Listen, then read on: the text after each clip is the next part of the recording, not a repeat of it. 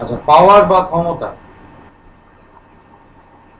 By definition পাওয়ার কাকে বলে? পাওয়ার হচ্ছে রেট অফ ডুইং ওয়ার্ক। তার মানে পাওয়ার যদি পি দিয়ে লিখি, এটা হচ্ছে work done, W by time taken, T. P হচ্ছে ডাব্লিউ বাই টি। বাংলায় হচ্ছে ক্ষমতা, পি হচ্ছে কৃতকার্য,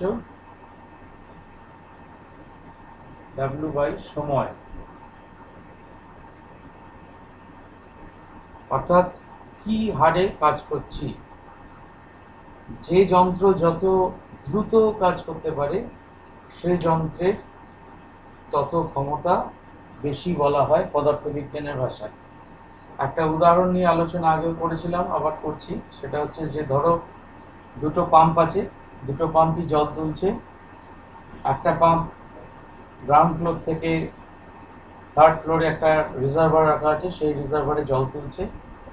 সেই রিজার্ভারে জল তুলতে একটা পাম্প 30 মিনিট সময় নেয়, আর একটা পাম্প 45 মিনিটস সময় নেয়, 45 মিনিট সময় নেয়। ন্যাচুরালি তাহলে যে কম সময়ে জল তুলতে পারছে তার ক্ষমতা বেশি। অর্থাৎ এই যে রাশিটা টি, টি যার ক্ষেত্রে কম, অর্থাৎ ডিনোমিনেটর বা হর টি যার ক্ষেত্রে ছোট, সেই যন্ত্রটির ক্ষমতা বেশি।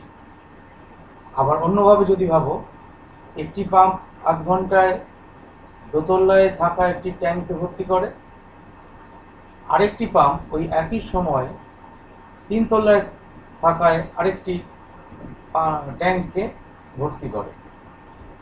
তাহলে যে পাম্পটি 3 তলায় থাকা ট্যাঙ্কটিকে ভর্তি করতে পারে সে কারণে বেশি কৃতকার্য করেছে, ওই একই সময়ের মধ্যে বেশি ওয়ার্ক ডান করেছে। তাহলে সেই ক্ষেত্রে নিউমারেটরটা বড়, ডিনোমিনেটরটা তো একই, দুজনে একই সময় নিয়েছে, সেই ক্ষেত্রে যে 3 তলায় জল তুলেছে তার ক্ষমতা বেশি। এর একক কি? ইউনিটস। সিজিএস সিস্টেমে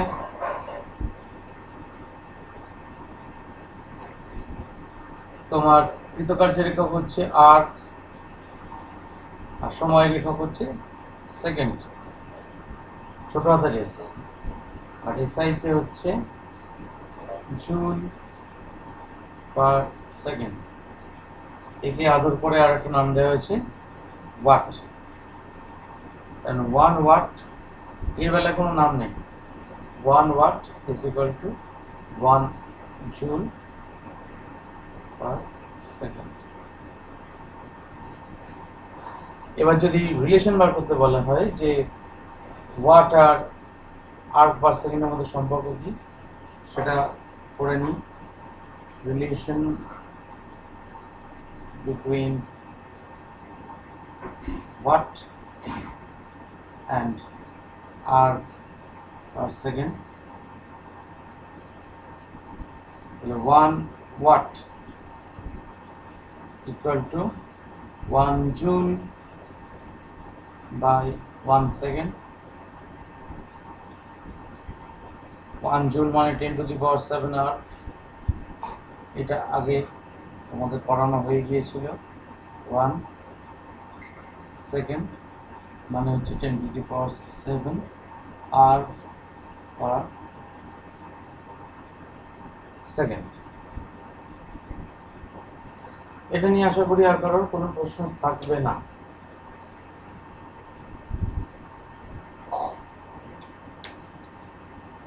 এরপর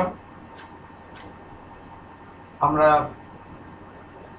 ডাইমেনশনটা হিসেব করে দেখে নিতে পারি। ডাইমেনশন অফ পাওয়ার কি হয় সেটা এখানেই দেখে নিই।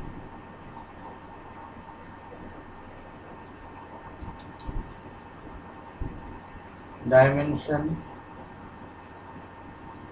অফ পাওয়ার, ক্ষমতার মাত্রা, মাত্রাহীন ক্ষমতা মান। তাহলে কি হবে সেটা? Dimension of power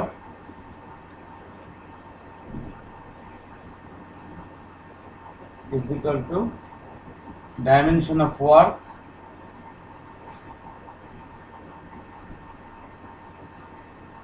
by dimension of time, বাংলায় হচ্ছে ক্ষমতার মাত্রা সমান কৃতকার্যের মাত্রা বাই সময়ের মাত্রা। তাহলে কৃতকার্যের মাত্রা মানে ডাইমেনশন অফ কৃতকার্য W equal to F S, cos থিটার কোনো মাত্রা নেই, তাহলে dimension of force into dimension of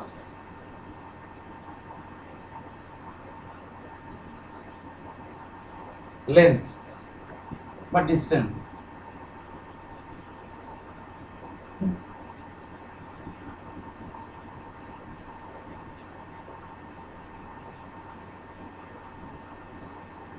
এই তো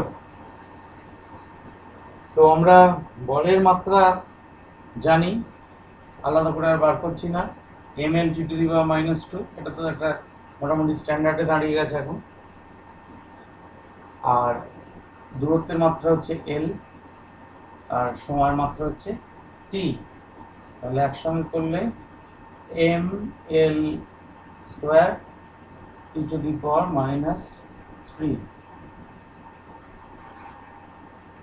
সিস্টেম নিয়ে আলোচনা করেছিলাম সেদিনকে একটু, সেটাও আরেকবার রিক্যাপিচুলেশন হয়ে যাক। সেটা হচ্ছে এফপিএস সিস্টেমে কার্যের একক কি হবে, ফোর্সের একক, আচ্ছা এক মিনিট স্যার আমি স্টেপ বাই স্টেপ আসি। বলের একক হচ্ছে পাউন্ড ওয়েট, বা পাউন্ড ওয়েট ছাড়াও পাউন্ড ওয়েটটা হচ্ছে গ্র্যাভিটেশনাল ইউনিট। আর আচ্ছা একটা কথা বলি, তোমাদের বোধহয় এই গ্র্যাভিটেশনাল ইউনিট আর অ্যাবসলিউট ইউনিট এই দুটো নিয়ে আলোচনা সেইভাবে করিনি, এই জায়গাটা একটু ক্লিয়ার হয়ে যাওয়া ভালো, এই দু রকম ইউনিটের প্রয়োজন হচ্ছে কেন, হোয়াট মানে একটাকে অ্যাবসলিউট ইউনিট বলে, একটাকে গ্র্যাভিটেশনাল ইউনিট বলে, কেন বলে, বাংলায় একটাকে অভিকর্ষীয় একক বলে, একটাকে পরম একক বলে, ফোর্সের বেলাতেই আসে। একটা হচ্ছে অ্যাবসলিউট ইউনিট অফ ফোর্স, এটা হচ্ছে বলের পরম একক। আর আরেকটা বলছি গ্র্যাভিটেশনাল ইউনিট অফ ফোর্স,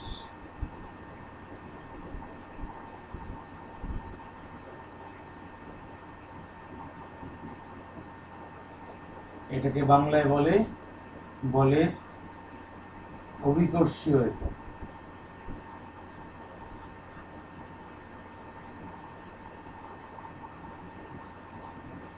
এই যে দুটো ইউনিট, এই দুটো ইউনিটের উৎপত্তিটা একটু আলোচনা করি। এবং বলের যেরকম পরম একক অভিকর্ষীয় একক দু ধরনের একক আছে, সেই রকমই বলের সঙ্গে রিলেটেড যে সমস্ত কোয়ান্টিটিগুলো আছে, যেমন ধরো ওয়ার্ক ডান, কৃতকার্য, বল মানে বল ঢুকে আছে কৃতকার্যের রাশিমালার মধ্যে, ফোর্স টার্মটা ঢুকে আছে, বা পাওয়ার, এতেও কৃতকার্যের টার্মটা কৃতকার্য শুধু নয়, পাওয়ারের মধ্যে কৃতকার্য ঢুকে আছে, মানে তার মানে ফোর্সও ঢুকে আছে। এছাড়াও তোমার এনার্জি কনসিডারেশনে যখন যাবে তখনও দেখবে এনার্জি কনসিডারেশনেও তখন এনার্জি আর ওয়ার্ক ডান বেসিক্যালি একই, সেটা আলোচনা করবো আজকে। সেখানেও দেখবে এই রকম দু ধরনের ইউনিট ব্যবহার করা যেতে পারে, অ্যাবসলিউট ইউনিট একটা, গ্র্যাভিটেশনাল ইউনিট একটা। ধরো আমরা যদি Newton's law of motion class 7 থেকে শিখে আসছি, নিউটনের যেটা দ্বিতীয় গতিসূত্র, সেইটা একটুখানি ভাবি, তার ম্যাথমেটিক্যাল ফর্মটা ভাবি। সেটা কি ছিল না, F equal to M A, F equal to M A ছিল। এই F equal to M A থেকে আমরা বলেছিলাম কি, যে একক ভরের বস্তু একক ত্বরণ সৃষ্টি করতে পারে যে পরিমাণ বল প্রয়োগ করলে, সেই পরিমাণ বলকে আমরা একক বল বলবো। এটা হচ্ছে অ্যাবসলিউট ইউনিট অনুযায়ী বলের সংজ্ঞা। অ্যাবসলিউট ইউনিট কেন না, এখানে কিন্তু একক ভর বলা হয়েছে, একক ত্বরণ কথাটা বলা হয়েছে, কোনো কিছুর উপর নির্ভর করে কিন্তু কিছু বলা হয়নি। সেই জন্যই পরম, পরম বা চরম এই কথাগুলো ব্যবহার করা হয় সাধারণত এইটা বোঝাতে যখন সেই রাশিটা অন্য কোনো শর্ত বা অন্য কোনো কিছুর উপর নির্ভর করে তৈরি হয় না। একক ভরের বস্তু একক ত্বরণ সৃষ্টি করবে বা উৎপন্ন করবে, যে পরিমাণ বল প্রয়োগ করলে সেই পরিমাণ বলকে আমরা পরম এককে একক বল বলছি। দেখো এখানে কোনো কিছুর উপর নির্ভর করছি না। The force which can produce unit acceleration when acted upon unit mass is known as unit force according to absolute unit of force or according to the absolute system of definition of force. কিন্তু অভিকর্ষীয় এককে বা gravitational ইউনিটে কি হয় না, gravitational ইউনিটে একক ভরের বস্তু পৃথিবী যতটা বল দিয়ে তাকে আকর্ষণ করে সেই বলটাকে এক অভিকর্ষীয় একক বল বলা হয়, one gravitational unit of force বলা হয়। তার মানে সিজিএস সিস্টেমে যদি আসি তাহলে 1 গ্রাম ভরের বস্তুকে পৃথিবী যে বল দিয়ে আকর্ষণ করছে সেটা হচ্ছে এক অভিকর্ষীয় একক বল। 1 কিলোগ্রাম ভরের বস্তু এসআই সিস্টেমে যদি আসি, 1 কিলোগ্রাম ভরের বস্তু 1 কিলোগ্রাম ভরের একটা বাটখারা ভাবো, তাকে পৃথিবী যে বল দিয়ে আকর্ষণ করছে সেটা হচ্ছে এসআই সিস্টেমে বলের গ্র্যাভিটেশনাল ইউনিট। কিন্তু এই ক্ষেত্রে যে সংজ্ঞাটা দিচ্ছি সেই সংজ্ঞাটা অর্থাৎ F = ma, Fটা হচ্ছে বল, mটা হচ্ছে ভর, এটা হচ্ছে ত্বরণ। ইংরেজিগুলো জানো আর লিখছি না। এই গ্র্যাভিটেশনাল ইউনিটের ক্ষেত্রে এই জিনিসটা চেহারাটা একই রকম থাকে, শুধু এইটাকে আমরা বলি ওজন, ওয়েট। এটা তো ভর, এটা নিয়ে কোনো দ্বিধা নেই। আর এই ত্বরণের বেলায় এইখানে হয়ে যায় শুধু ত্বরণ নয়, অভিকর্ষজ ত্বরণ, অ্যাক্সিলারেশন ডিউ টু গ্র্যাভিটি। বেশ, বেসিক্যালি এক বল আর ওজন, ওজনও তেমন এক ধরনের বল। এটাকে অভিকর্ষীয় একক বলছি কেন? কারণ এই বলটা পৃথিবীর অভিকর্ষীয় টানের উপর নির্ভর করছে। পৃথিবীর সব জায়গায় কিন্তু অভিকর্ষীয় আকর্ষণ সমান নয়। যেমন তোমরা হয়তো ভূগোল বইতে পড়েওছো, জানি না আমি, সেটা হচ্ছে নিরক্ষীয় অঞ্চলে অর্থাৎ ইকুয়েটোরিয়াল রিজিয়নে পৃথিবীর রেডিয়াসটা বড়। পৃথিবীর রেডিয়াসটা বড় বলে সেখানে কিন্তু এই পৃথিবীর যে আকর্ষণ বল সেটা খানিক কম। আবার পোলস বা মেরু অঞ্চলে সেখানে পৃথিবীর ব্যাসার্ধটা তুলনামূলকভাবে কম। পৃথিবীর যে গোলক বলে যদি ভাবি অবলেট স্ফেরয়েড, তা সেই অবলেট স্ফেরয়েডের ব্যাসার্ধটা তুলনামূলকভাবে কম এবং সেখানে আকর্ষণ বলটা একটু বেশি। অর্থাৎ তুমি যদি মেরুতে দাঁড়াও তোমার ওজন একটু বেশি হবে, তুমি যদি নিরক্ষরেখা বা ইকুয়েটোরিয়াল রিজিয়নে যদি দাঁড়াও তোমার ওজন একটু কম হবে। এছাড়াও আরও বিভিন্ন ফ্যাক্টরের উপর নির্ভর করে, যেমন ধরো তুমি যদি পাহাড়ের উপর ওঠো, হ্যাঁ, তুমি সমুদ্রপৃষ্ঠে যখন আছো, সি লেভেলে যখন আছো, তোমার যা ওজন হবে তুমি দেখবে পাহাড়ের উপর যদি উঠে ওজন করো দেখবে তোমার ওজন কমে গেছে। অর্থাৎ আমরা যত ভূপৃষ্ঠ ছেড়ে উঁচুতে উঠবো উই উইল বিকাম লাইটার, আস্তে আস্তে হালকা হয়ে যাবো। সুতরাং বুঝতেই পারছো, আমি কলকাতা থেকে 1 কেজি আপেল কিনলাম, 1 কেজি আপেল কিনলাম স্প্রিং ব্যালেন্সের সাহায্যে। ও আমায় 1 কেজি আপেল দিল। এবার সেই আপেলটা আমি দার্জিলিংয়ে নিয়ে গিয়ে বিক্রি করব। এবার সেই আপেলটা দার্জিলিংয়ে নিয়ে গিয়ে তাহলে হালকা হয়ে যাবে একটু, তাহলে 1 কেজিটা 1 কেজি দেখাবে না আমাকে, 950 গ্রাম দেখাবে, তাহলে আমি ঠকে যাব। কিন্তু উল্টোটা যদি হয়, দার্জিলিংয়ে কিনে যদি কলকাতায় বিক্রি করি, তাহলে আমি 1 কেজি বলে দার্জিলিংয়ে যেটা কিনবো সেটা কলকাতায় এসে কিন্তু আমার মোটামুটি 1 কিলো 50 গ্রাম দাঁড়াবে। অর্থাৎ আমি সেক্ষেত্রে লাভবান হব। তবে সাধারণত ব্যবসায়ীরা লাভবানই হয়, কারণ আপেলটা পাহাড়ি অঞ্চলেই হয়, ঠান্ডা জায়গায়, কলকাতার মতো সমতলে হয় না। তা এই হচ্ছে ব্যাপার।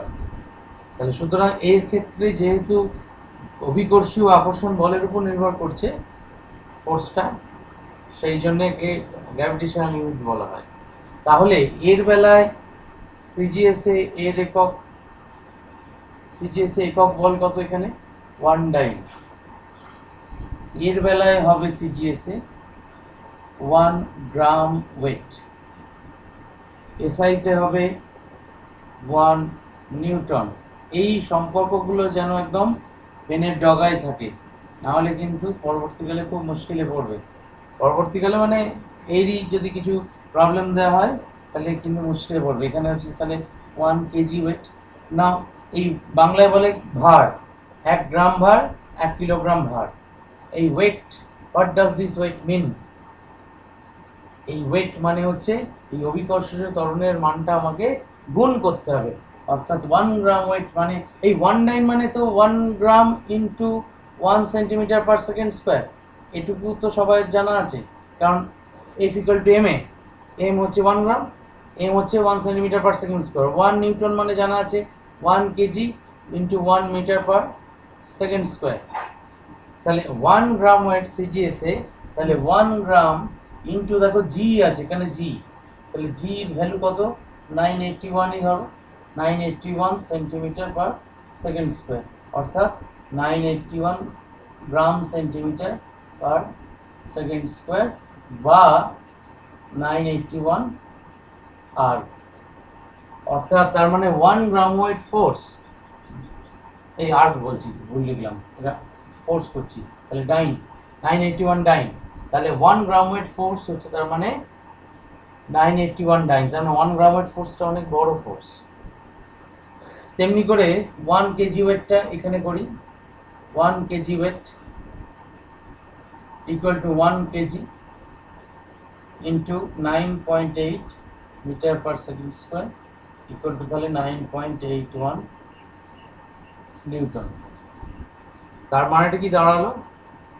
অর্থাৎ 1 কেজি ওয়েট ফোর্সটা এই 1 নিউটনের 9.81 টাইমস। আমরা এবার কি বলতে গেছিলাম ওখানে, যে গ্র্যাভিটেশনাল ইউনিট অফ পাওয়ার, সেইখান থেকে এত কথা এলো। তাহলে গ্র্যাভিটেশনাল ইউনিট অফ পাওয়ার যখন হিসেব করব, আচ্ছা এটা মুছে দিচ্ছি, গ্র্যাভিটেশনাল ইউনিট অফ পাওয়ার যখন হিসেব করব, দেখো পাওয়ার ছিল হচ্ছে ওয়ার্ক ডান বাই টাইম। তাহলে ওয়ার্ক ডান মানে হচ্ছে ফোর্স ইনটু ডিসপ্লেসমেন্ট, বাংলায় হচ্ছে বল ইনটু সরণ বাই সময়। তাহলে units of power, units of power সোজা কথায় গ্র্যাভিটেশনাল ইউনিটস অফ পাওয়ার, অভিকর্ষীয় একক, এমনি একক নয়, গ্র্যাভিটেশনাল ইউনিটস অফ পাওয়ার। তাহলে সিজিএস এ আগে লিখি, সিজিএসটাই লিখি সুবিধা হবে বুঝতে। সিজিএস হচ্ছে 1 gram weight into 1 centimetre by 1 second. এসআইতে হবে 1 KG weight into 1 metre by 1 second. FPS, এই সিস্টেমটা কি না British system, foot pound second. এখানে ভরের একক হচ্ছে পাউন্ড, পাউন্ডের সিম্বল হচ্ছে এলবি, এলবি। তাহলে 1 pound weight into 1 feet, 1 foot by 1 second. এই এলটাকে ছোট হাতে লিখি, Now what is this 1 pound weight force? তাহলে 1 pound weight force মানে এফপিএস সিস্টেমে তোমরা জানো অলরেডি জি এর ভ্যালুটা সিজিএস এর 981 সেন্টিমিটার পার সেকেন্ড স্কয়ার, এটা হচ্ছে সিজিএস। এসআই তে 9.81 মিটার পার সেকেন্ড স্কয়ার, এটা এসআই। আর জেনে রেখে দাও এফপিএস সিস্টেমে 32 ফিট পার সেকেন্ড স্কয়ার, এটা হচ্ছে এফপিএস। তাহলে 1 pound weight, 1 pound weight LB weight, এইটা মানে হচ্ছে 1 pound into 32 feet per second square. এই গোটা জিনিসটাকে 1 পাউন্ড ওয়েট ফোর্স বলা হয়। এটা হচ্ছে gravitational unit of force in FPS system. Gravitational unit of force in FPS system হচ্ছে 1 পাউন্ড ওয়েট। এটা গ্র্যাভিটেশনাল ইউনিট বলে লিখেও রাখলাম। আর যদি অ্যাবসলিউট ইউনিট চাই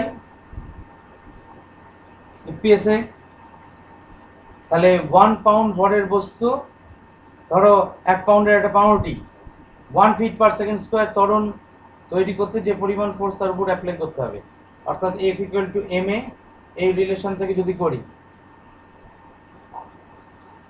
আচ্ছা এখানটা দেখা যাচ্ছে না গ্র্যাভিটেশনাল ইউনিটের পর এই জায়গাটা উপরে লিখি,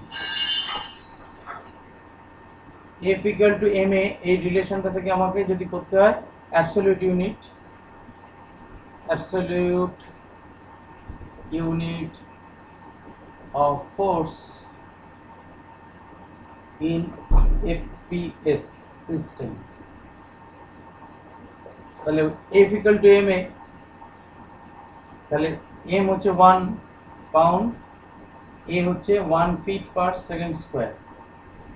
এই 1 pound into 1 feet per second স্কয়ারকে নাম দেওয়া হয়েছে 1 পাউন্ডাল। তাহলে এখানে আমার কি দাঁড়ালো, এইখানে গুণ করে দাঁড়িয়েছে 32 pound feet per second square, আর এখানে দাঁড়ালো এইটা গুণ করে 1 pound feet per second square.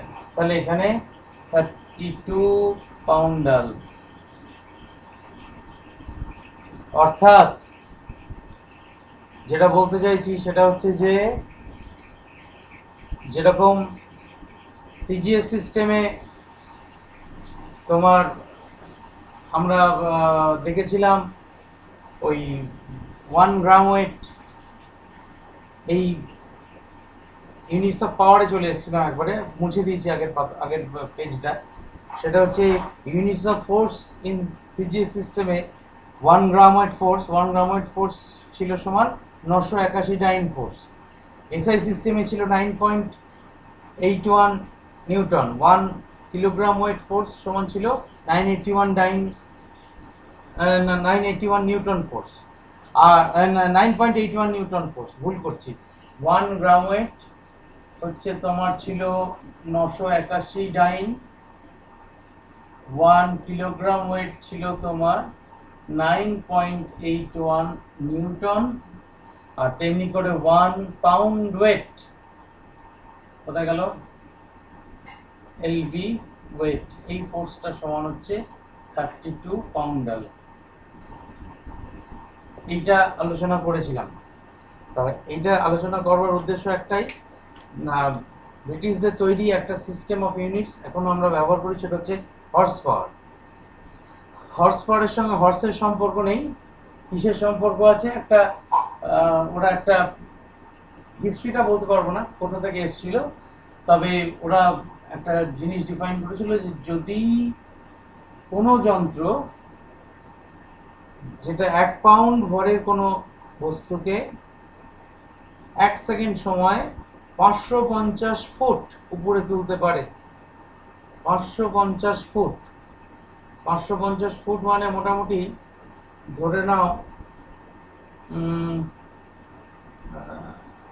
100 মিটারেরও বেশি, মানে 3 ফুটে 1 গজ, সেটা 1 মিটারের চেয়ে সামান্য কম, মোটামুটি 350 ফুটে 100 মিটার হয়ে যায়, তার মানে প্রায় 150 মিটারের মতো, 150 মিটার উপরে তুলতে পারে সেই রকম যন্ত্রের ক্ষমতাকে 1 হর্স পাওয়ার বলা হয়। বা ঘুরিয়ে বললে 550 পাউন্ড ভরের কোনো বস্তুকে, অর্থাৎ তোমাকে 550 পাউন্ড পাউন্ডে দেওয়া হয়েছে, 550 মানে প্রায় 250 কেজির মতো একটা ওজন, মানে ভর আর কি। 250 কেজি ওজনের একটা বস্তুকে তুমি 1 ফুট তুলতে পারো যদি 1 সেকেন্ড সময়। 250 কেজি 1 সেকেন্ডে তুলতে হবে 1 ফুট। তাহলে সেই যন্ত্রের ক্ষমতা হচ্ছে 1 হর্স পাওয়ার। বুঝতেই পারছো, আমরা সাধারণ মানুষের কারোরই 1 হর্স পাওয়ার ক্ষমতা নেই। তাহলে 1 হর্স পাওয়ার বাংলায় বলা হয় অশ্ব ক্ষমতা, equal to 550 foot pound wait per second. এখানে পাউন্ড ওয়েট ঢুকে আছে, কেন এখানে পাউন্ড ওয়েট বার করলাম বুঝতে পেরেছো? শুধু শুধু বার করিনি। তাহলে 550 ফুট পাউন্ড, আমরা আগের দিন যে কনভার্সনগুলো করছিলাম সেই কনভার্সনগুলো আরেকবার বসাবো, আমার মনে থাকে না, সেই জন্য I am taking the help of Google.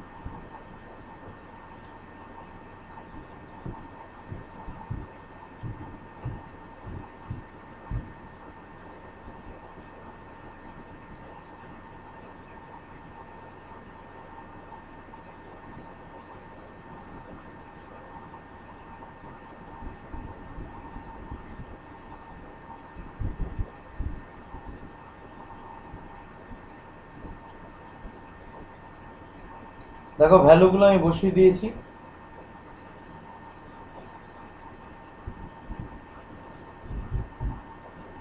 Five five zero, আচ্ছা 1 ফুট সমান 0.3048 মিটার, 1 পাউন্ড সমান 459,392 কেজি, আর অ্যাক্সেলারেশন ডিউ টু গ্র্যাভিটি, এই যে ওয়েটটা আছে, আমি অলরেডি যেহেতু এসআই তে কনভার্ট করছি সেই জন্য এটা 9.81 মিটার পার সেকেন্ড স্কোয়ার দিয়ে গুণ করেছি। 32 পাউন্ড দিয়ে গুণ করলে আবার সেটাকে আমাকে মিটার পার সেকেন্ড স্কোয়ারে নিয়ে যেতে হতো। তাহলে 550 ইন্টু 0.3048 ইন্টু 0.45392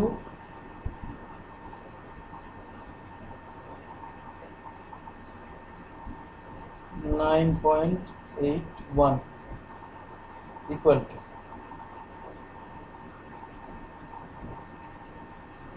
746। আমরা সেই স্কুলের ক্লাসে 746 আমাদের আসেনি, আমি এখানে 980 ধরেছিলাম, 9.80 ধরেছিলাম বলে। দেখো আজকে মোটামুটি 746 ওয়াট চলে এসছে।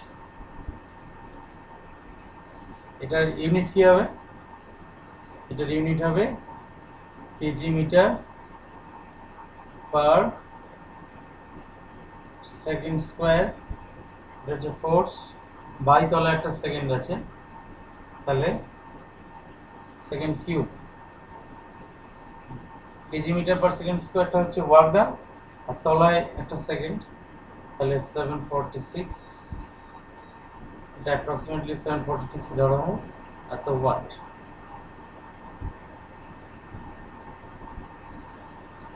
তাহলে 1 হর্স পাওয়ার আমরা 746 ওয়াটের মতো ক্ষমতা সম্পন্ন ধরবো। এই হচ্ছে হর্স পাওয়ার। আচ্ছা, এরপরে আমরা যে জায়গাটা পড়বো সেটা হচ্ছে এনার্জি। এনার্জির ক্যালকুলেশন নয় পরের ক্লাসে করব, আমরা আজকে একটুখানি আলোচনা করে রাখি এনার্জি কি, এনার্জি আমাদের কি পড়তে হবে এবং এনার্জি কিভাবে পড়ব, সেই হিসেবগুলো কিভাবে করব একটুখানি আলোচনা করব। বইতে যদি ডেফিনিশন দেখো এনার্জি, দেখবে লেখা আছে কাজ করবার সামর্থ্যকে শক্তি বলা হয়। Energy is the ability of doing work. হ্যাঁ, ন্যাচারালি এনার্জি ছাড়া কাজ করা যায় না, সেটা তো সত্যি কথাই। এনার্জি চাই। তুমি একটা অটোমোবাইল ইঞ্জিনে সেটাকে কার্যকর করবার জন্য তাইতে পেট্রোল বা ডিজেল ঢালতে হয়, সেটাকে পোড়াতে হয়, পুড়িয়ে যে হিট এনার্জিটা তৈরি হয় সেই হিট এনার্জিটা কিছুটা কাজ করে। বা ইলেকট্রিক্যাল এনার্জি দিয়ে আমরা ঘরের মধ্যে আলো পাখা ইত্যাদি বিভিন্ন যন্ত্রপাতি ইত্যাদি চালাই। তার মানে এনার্জি চাই। এই এনার্জির অনেক ফর্মস আছে, এগুলো ছোটবেলা থেকেই পড়ে এসছো। বিভিন্ন forms: electrical energy, light energy, hit energy, sound energy, magnetic energy ইত্যাদি ইত্যাদি, নিউক্লিয়ার এনার্জি। তো যাই হোক, এই এনার্জি সম্বন্ধে একটা বিরাট কথা বলা হয়। সাধারণ ক্ষেত্রে এনার্জিকে neither be created nor be destroyed. শক্তি উৎপন্ন করা যায় না, শক্তি ধ্বংস করা যায় না সাধারণ ক্ষেত্রে। অসাধারণ ক্ষেত্রে কি হয় সেটা পরে আসছে। সাধারণ ক্ষেত্রে শক্তি উৎপাদন করাও যায় না, ধ্বংস করা যায় না। তাহলে কি করা যায়? তাহলে এক প্রকার অবস্থা থেকে আরেক প্রকার অবস্থায় রূপান্তর করা যায়। রূপান্তর করার জন্যই এত কাণ্ড। অর্থাৎ কয়লার মধ্যে যে কেমিক্যাল এনার্জি বা রাসায়নিক শক্তিটা আবদ্ধ আছে লক্ষ লক্ষ বছর ধরে ফসিল ফুয়েল হিসেবে, সেই আবদ্ধ শক্তিটা আমাদের এই থার্মাল পাওয়ার প্ল্যান্টে যে যন্ত্রপাতিগুলো আছে, বয়লার টয়লারগুলো আছে, সেখানে বিশেষ প্রক্রিয়ায় তড়িৎ শক্তিতে পরিণত হচ্ছে। সেটা মাঝে আরো কিছু কনভার্সন প্রসেস আছে, সরাসরি হচ্ছে না।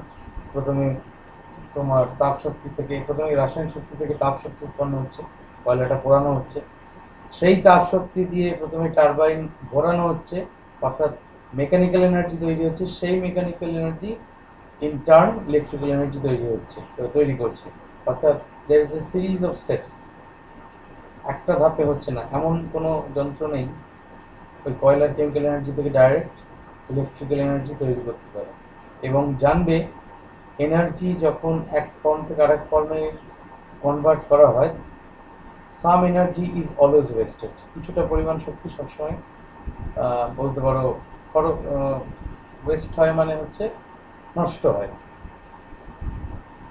নষ্ট হয় মানে তাপশক্তি রূপে নষ্ট হয়। সাধারণভাবে যে প্রকার শক্তি থেকে যে প্রকার শক্তিতে রূপান্তর করো না কেন, সাম energy is always dissipated or wasted as hit energy. মূলত নষ্ট হওয়ার উপায়টা হচ্ছে তাপ শক্তি হিসাবে। কেমিক্যাল এনার্জি থেকে আমরা আলটিমেটলি ইলেকট্রিক্যাল এনার্জি পাচ্ছি। কিন্তু যদি আমরা ইলেকট্রিক সেলের কথা ভাবি, তড়িৎ কোষের কথা ভাবি, যেটাকে আমরা ব্যাটারি বলতে বেশি অভ্যস্ত, যদিও সেটা ব্যাটারি নয়। তোমরা ক্লাস 8-এ বোধহয় পড়েও রেখেছো যে a combination of cells is called a battery. একটা সেল নিয়ে ব্যাটারি হতে পারে, কিন্তু জেনারেলি কম্বিনেশন অফ সেলস, একাধিক সেলের কম্বিনেশনটাকে ব্যাটারি বলা হয়। তা ব্যাটারির ক্ষেত্রে কেমিক্যাল এনার্জি কিন্তু ডাইরেক্টলি ইলেকট্রিক্যাল এনার্জি জেনারেট করে। এর এফিসিয়েন্সি কিন্তু আমাদের থার্মাল পাওয়ার প্ল্যান্টের চেয়ে অনেক বেশি, because there are no intermediate steps. এর মাঝামাঝি কোনো স্টেপস নেই। অর্থাৎ কেমিক্যাল থেকে প্রথমে কী বললাম হিট, হিট থেকে মেকানিক্যাল, মেকানিক্যাল থেকে আবার ইলেকট্রিক্যাল, এতগুলো স্টেপে ভাঙতে হয়। তো যাই হোক, উপায় নেই, আমরা কেমিক্যাল এনার্জি ওইভাবে ব্যাটারি থেকে এত কিলোওয়াট মেগাওয়াট শক্তি সাপ্লাই দিতে পারবো না। সুতরাং একটাই উপায় হচ্ছে আমাকে এইরকমভাবে জেনারেট করতে হবে। তো এই শক্তি সম্বন্ধে যে কথাটা বললাম, যে আপাততভাবে জেনে রাখো যে শক্তি ধ্বংস বা সৃষ্টি করা যায় না, কিন্তু অ্যালবার্ট আইনস্টাইন মাস এনার্জি ইকুইভ্যালেন্স বলে একটা রিলেশন দেখিয়েছিলেন।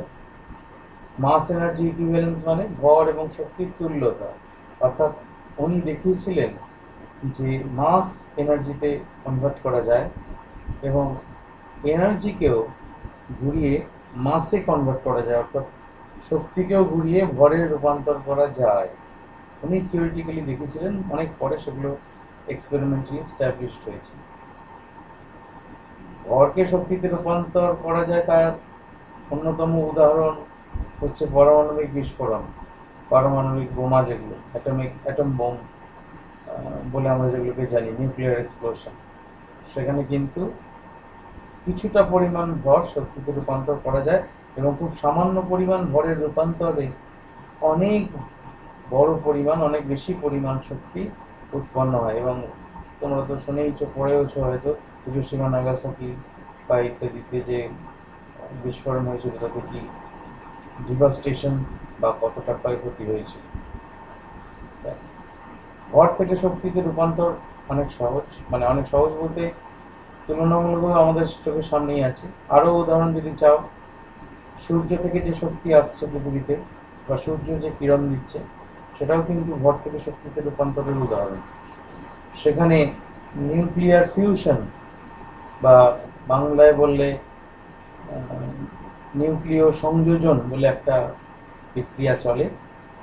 সেই নিউক্লিয়ার ফিউশন বিক্রিয়ার দ্বারা সূর্যের ভর প্রতি মুহূর্তে কমছে কিন্তু।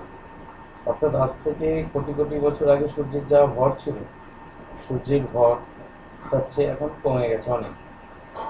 সূর্য নিজের ভরকে কাজে লাগিয়ে শক্তি উৎপন্ন করছে এবং সেই শক্তিকে মানে পৃথিবীতে শুধু নয়, বিভিন্ন দিকে ছেড়ে দিচ্ছে, তার মধ্যে খানিকটা অংশ পৃথিবীতে এসে পৌঁছাচ্ছে। বুঝতেই পারছো সেই শক্তির পরিমাণ বিশাল। তা যাই হোক, ভরকে শক্তিতে রূপান্তর করা যায়। শক্তিকে ভরে রূপান্তর করার প্রক্রিয়াটা, তার মানে বুঝতেই পারছো, অত হিউজ কোয়ান্টিটি অফ এনার্জিকে যদি কনভার্ট করতে পারি তাহলে সামান্য পরিমাণ মাস পাবো। এটা তোমার ল্যাবরেটরিতে করা গেছে। পেয়ার প্রোডাকশন বলে একটা নিউক্লিয়ার রিয়াকশন হয়, সেটা পরবর্তীকালে আমার মতো অপদার্থ বিজ্ঞান নিয়ে পড়াশোনা করলে পড়বে। Pair production, pair annihilation. Pair annihilation হচ্ছে শক্তি উৎপাদন ভর থেকে, আর পেয়ার প্রোডাকশন হচ্ছে শক্তি থেকে ভর উৎপাদন, অর্থাৎ production of mass from energy. এই নিউক্লিয়ার রিয়াকশন কিন্তু ঘটানো গেছে। তা এগুলো অত্যন্ত স্পেশাল কেস। সাধারণভাবে আমরা আমাদের চারপাশে ভরকে শক্তিতে রূপান্তরিত হতে দেখি না, তো দেখার কথাও নয়। ভরকে শক্তিতে রূপান্তরিত করতে গেলে যে যে শর্ত পালন করবার দরকার পড়ে, সেগুলো সাধারণ কন্ডিশনে কখনোই সম্ভব নয়। তা সুতরাং আমাদের চারপাশের জগতের ক্ষেত্রে শক্তি অবিনশ্বর, ঠিক আছে? শক্তিকে সৃষ্টি ধ্বংস করা যায় না এবং শক্তি শুধু এক প্রকার ফর্ম থেকে আর এক প্রকার ফর্মে কনভার্টেড হয়। তা এই যে শক্তি, এই শক্তি যে বিভিন্ন ফর্মের কথা আলোচনা করলাম, আমরা মূলত আমাদের সিলেবাসে পড়বো হচ্ছে মেকানিক্যাল এনার্জি বা যান্ত্রিক শক্তি। যান্ত্রিক শক্তি মানে কি? যান্ত্রিক শক্তি মানে তোমার কোনো বস্তু তার নিজের মোশন, মানে নিজের গতি বা নিজের অবস্থান ইত্যাদির ফলে যে কাজ করবার সামর্থ্য লাভ করে, সেটা হচ্ছে যান্ত্রিক শক্তি। ধরা যাক সৌমাল্যর মাথায় আমি একটা ইটের টুকরো রাখলাম, কিছুই হলো না, ছোট ইটের টুকরো,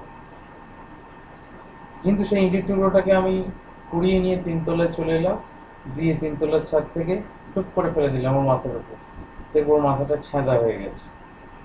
অর্থাৎ যে ইটের টুকরো ছিল সেই ইটের টুকরোই আছে, যে টুকরোর যা ওজন ছিল সৌমাল্যর মাথায় রাখা অবস্থায় তাই আছে। অথচ ছাদ থেকে যখন ফেলে দিলাম তখন কিন্তু সৌমাল্যর মাথাটা ফেটে চৌচির হয়ে গেল ওই টুকরোটার দ্বারাই। তার মানে ওই ইটের টুকরোটা কাজ করবার সামর্থ্য লাভ করলো ওই উচ্চতায় পৌঁছবার পর, অর্থাৎ তার নিজের অবস্থানটা পাল্টাবার পর। আমরা অনেক সময় ছোটবেলায় দুষ্টুমি করতাম আর কি, একটা গার্টার ব্যান্ড কারো কানের কাছে টান টান করে টেনে ছেড়ে দিতাম। টান টান করাতে অসুবিধা নেই, টান টান করে ছেড়ে দেওয়ার পর অসুবিধা কি হবে, টান টান করে থাকার ফলে ওই গার্টার ব্যান্ডের মধ্যে একটা শক্তি সঞ্চয় হয়েছে, যে শক্তিটা যখন তুমি গার্টার ব্যান্ডে ছেড়ে দিচ্ছ কানের যে পাতলা অংশ সেটাকে জ্বালিয়ে দিচ্ছে। এরকম দুষ্টুমি তোমরাও করো না তা নয়, করো। যাকে অর্থাৎ সোজা কথা, গার্টারটা সাধারণ অবস্থায় কিন্তু কাজ করবার সামর্থ্য লাভ করেন। এছাড়াও দেখবে তুমি হাঁটতে হাঁটতে গিয়ে একজন দাঁড়িয়ে আছে, তাকে ধাক্কা দিলে তার যতটা না লাগবে তুমি দৌড়তে এসে তাকে গিয়ে ধাক্কা দিলে তার অনেক বেশি লাগবে। তাহলে এক্ষেত্রে কি হচ্ছে না, তোমার স্পিডটা যত বেশি থাকছে তোমার ধাক্কাটা তত বেশি হচ্ছে, অর্থাৎ তুমি তাকে ধাক্কা দিতে পারছো আরো বেশি জোরে।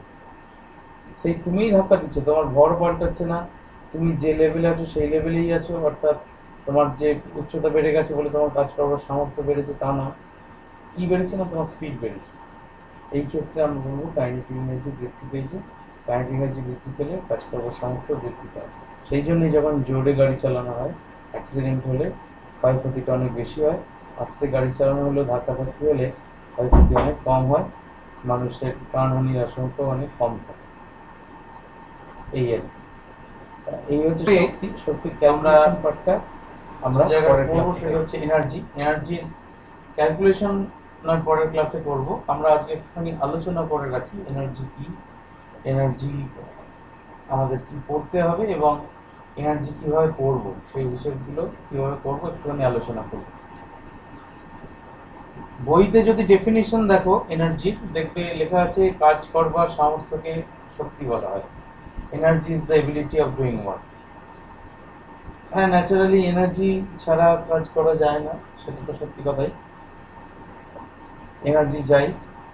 তুমি একটা অটোমোবাইল ইঞ্জিনে সেটাকে কার্যকর করবার জন্য তাইতে পেট্রোল বা ডিজেল ঢালতে হয়, সেটাকে পোড়াতে হয়, পুড়িয়ে যে হিট এনার্জিটা তৈরি হয় সেই হিট এনার্জিটা কিছুটা কাজ করে। বা ইলেকট্রিক্যাল এনার্জি দিয়ে আমরা ঘরের মধ্যে আলো পাখা ইত্যাদি বিভিন্ন যন্ত্রপাতি ইত্যাদি চালাই।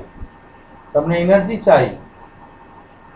এই এনার্জির অনেক ফর্মস আছে, এগুলো ছোটবেলা থেকেই পড়ে এসছো। বিভিন্ন forms, electrical energy, light energy, hit energy, sound energy, magnetic energy ইত্যাদি ইত্যাদি, নিউক্লিয়ার এনার্জি। তো যাই হোক, এই এনার্জি সম্বন্ধে একটা বিরাট কথা বলা হয়। সাধারণ ক্ষেত্রে এনার্জিকে neither be created nor be destroyed।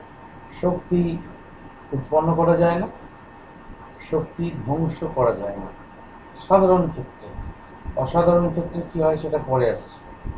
সাধারণ ক্ষেত্রে শক্তি উৎপাদন করাও যায় না, ধ্বংস করা যায় না। তাহলে কি করা যায়, তাহলে এক প্রকার অবস্থা থেকে আরেক প্রকার অবস্থায় রূপান্তর করা যায়। রূপান্তর করার জন্যই এত কাণ্ড।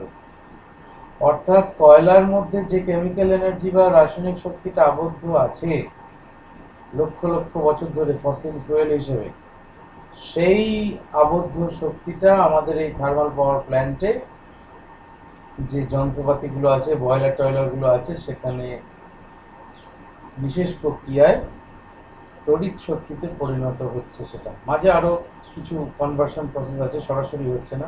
প্রথমে তোমার তাপ শক্তি থেকে, প্রথমে রাসায়নিক শক্তি থেকে তাপ শক্তি উৎপন্ন হচ্ছে, কয়লাটা পোড়ানো হচ্ছে, সেই তাপ শক্তি দিয়ে প্রথমে টারবাইন ঘোরানো হচ্ছে, অর্থাৎ মেকানিক্যাল এনার্জি তৈরি হচ্ছে, সেই mechanical energy in turn electrical energy তৈরি করছে। অর্থাৎ there is a series of steps, একটা ধাপে হচ্ছে না, এমন কোনো যন্ত্র নেই ওই কয়লার কেমিক্যাল এনার্জি থেকে ডাইরেক্ট ইলেকট্রিক্যাল এনার্জি তৈরি করতে পারে।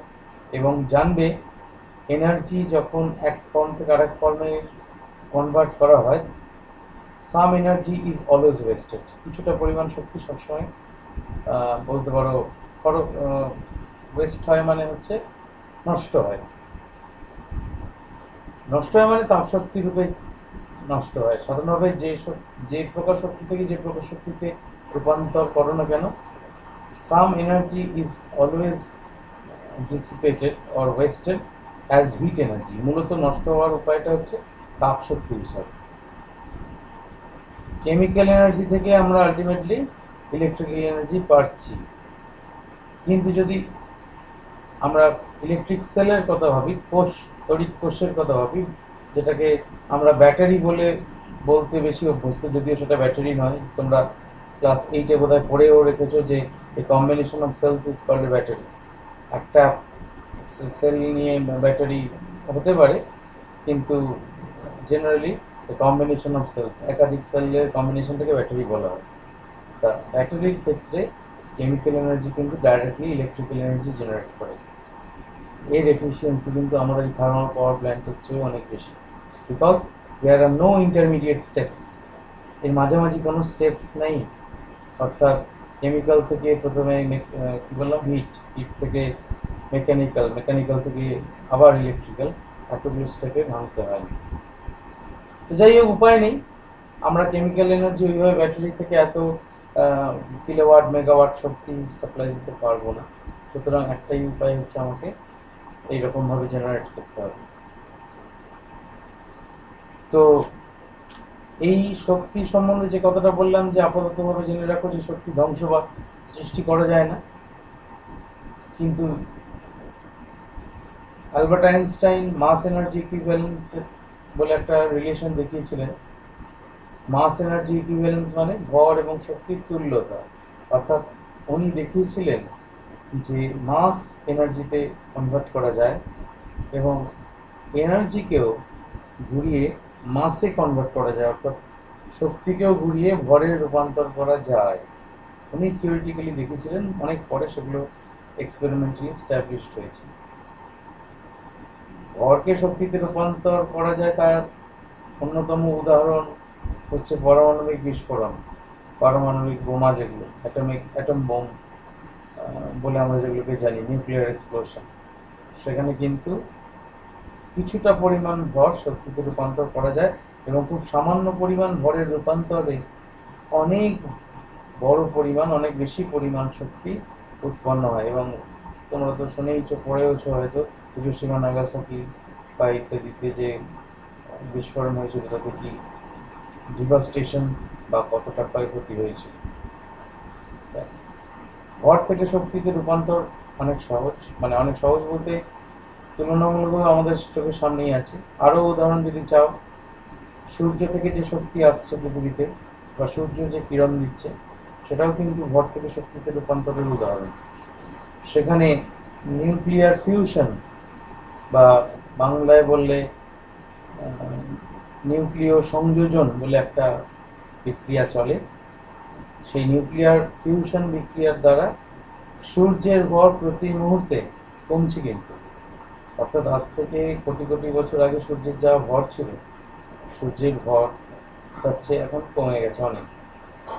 সূর্য নিজের ভরকে কাজে লাগিয়ে শক্তি উৎপন্ন করছে এবং সেই শক্তিকে মানে পৃথিবীতে শুধু নয়, বিভিন্ন দিকে ছেড়ে দিচ্ছে, তার মধ্যে খানিকটা অংশ পৃথিবীতে এসে পৌঁছাচ্ছে। বুঝতেই পারছো সেই শক্তির পরিমাণ বিশাল।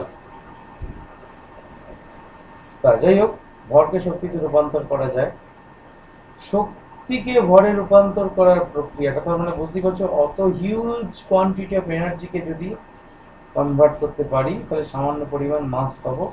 এটা তোমার ল্যাবরেটরিতে পড়া গেছে। পেয়ার প্রোডাকশন বলে একটা নিউক্লিয়ার রিয়াকশন হয়, সেটা পরবর্তীকালে আমার মতো অপদার্থ বিজ্ঞান নিয়ে পড়াশোনা করলে পড়বে। Pair production, pair annihilation. Pair annihilation হচ্ছে শক্তি উৎপাদন ভর থেকে, আর পেয়ার প্রোডাকশন হচ্ছে শক্তি থেকে ভর উৎপাদন, অর্থাৎ production of mass from energy. এই নিউক্লিয়ার রিয়াকশন কিন্তু ঘটানো গেছে। তা এগুলো অত্যন্ত স্পেশাল কেস। সাধারণভাবে আমরা আমাদের চারপাশে ভরকে শক্তিতে রূপান্তরিত হতে দেখি না, তো দেখার কথাও নয়। ভরকে শক্তিতে রূপান্তরিত করতে গেলে যে যে শর্ত পালন করবার দরকার পড়ে সেগুলো সাধারণ কন্ডিশনে কখনোই সম্ভব নয়। তা সুতরাং আমাদের চারপাশের জগতের ক্ষেত্রে শক্তি অবিনশ্বর, ঠিক আছে? শক্তিকে সৃষ্টি ধ্বংস করা যায় না, এবং শক্তি শুধু এক প্রকার ফর্ম থেকে আর এক প্রকার ফর্মে কনভার্টেড হয়। তা এই যে শক্তি, এই শক্তি যে বিভিন্ন ফর্মের কথা আলোচনা করলাম, আমরা মূলত আমাদের সিলেবাসে পড়বো হচ্ছে মেকানিক্যাল এনার্জি বা যান্ত্রিক শক্তি। যান্ত্রিক শক্তি মানে কি? যান্ত্রিক শক্তি মানে তোমার কোনো বস্তু তার নিজের মোশন, মানে নিজের গতি বা নিজের অবস্থান ইত্যাদির ফলে যে কাজ করবার সামর্থ্য লাভ করে সেটা হচ্ছে যান্ত্রিক শক্তি। ধরা যাক সৌমাল্যর মাথায় আমি একটা ইটের টুকরো রাখলাম, কিছুই হলো না, ছোট ইটের টুকরো, কিন্তু সেই ইটের টুকরোটাকে আমি কুড়িয়ে নিয়ে 3 তলায় চলে এলাম, দিয়ে 3 তলার ছাদ থেকে টুক করে ফেলে দিলাম আমার মাথার উপর, দেখবো ওর মাথাটা ছেঁদা হয়ে গেছে। অর্থাৎ যে ইটের টুকরো ছিল সেই ইটের টুকরোই আছে, যে টুকরোর যা ওজন ছিল সৌমাল্যর মাথায় রাখা অবস্থায় তাই আছে। অথচ ছাদ থেকে যখন ফেলে দিলাম তখন কিন্তু সৌমাল্যর মাথাটা ফেটে চৌচির হয়ে গেল ওই টুকরোটার দ্বারাই। তার মানে ওই যে টুকরোটা কাজ করবার সামর্থ্য লাভ করলো ওই উচ্চতায় পৌঁছবার পর, অর্থাৎ তার নিজের অবস্থানটা পাল্টাবার পর। আমরা অনেক সময় ছোটবেলায় দুষ্টুমি করতাম আর কি, একটা গার্টার ব্যান্ড কারো কানের কাছে টান টান করে টেনে ছেড়ে দিতাম। টান টান করাতে অসুবিধা নেই, টান টান করে ছেড়ে দেওয়ার পর অসুবিধা কি হবে? টান টান করে থাকার ফলে ওই গার্টার ব্যান্ডের মধ্যে একটা শক্তি সঞ্চয় হয়েছে, যে শক্তিটা যখন তুমি গার্টার ব্যান্ডে ছেড়ে দিচ্ছ কানের যে পাতলা অংশ সেটাকে জ্বালিয়ে দিচ্ছে। এরকম দুষ্টুমি তোমরাও করো না তা নয়, করো। যাকে অর্থাৎ সোজা কথা, গার্টারটা সাধারণ অবস্থায় কিন্তু কাজ করবার সামর্থ্য লাভ করেন। এছাড়াও দেখবে তুমি হাঁটতে হাঁটতে গিয়ে একজন দাঁড়িয়ে আছে, তাকে ধাক্কা দিলে তার যতটা না লাগবে তুমি দৌড়তে এসে তাকে গিয়ে ধাক্কা দিলে তার অনেক বেশি লাগবে। তাহলে এক্ষেত্রে কি হচ্ছে না, তোমার স্পিডটা যত বেশি থাকছে তোমার ধাক্কাটা তত বেশি হচ্ছে, অর্থাৎ তুমি তাকে ধাক্কা দিতে পারছো আরো বেশি জোরে। সেই তুমিই ধাক্কা দিচ্ছ, তোমার ভর পাল্টাচ্ছে না, তুমি যে লেভেলে আছো সেই লেভেলেই আছো। অর্থাৎ তোমার যে উচ্চতা বেড়ে গেছে বলে তোমার কাজ করবার সামর্থ্য বেড়েছে তা নয়। কি বেড়েছে না, তোমার স্পিড বেড়েছে। এই ক্ষেত্রে আমরা বলবো কাইনেটিক এনার্জি বৃদ্ধি পেয়েছে। কাইনেটিক এনার্জি বৃদ্ধি পেলে কাজ করবার সামর্থ্য বৃদ্ধি পায়। সেই জন্যই যখন জোরে গাড়ি চালানো হয় অ্যাক্সিডেন্ট হলে ক্ষয়ক্ষতিটা অনেক বেশি হয়, আস্তে গাড়ি চালানো হলেও ধাক্কাধাক্কি হলে ক্ষয়ক্ষতি অনেক কম হয়, মানুষের প্রাণহানির আশঙ্কা অনেক কম থাকে। এই আর কি। এই হচ্ছে শক্তির ক্যালকুলেশন পার্টটা আমরা পরের ক্লাসে দেখব।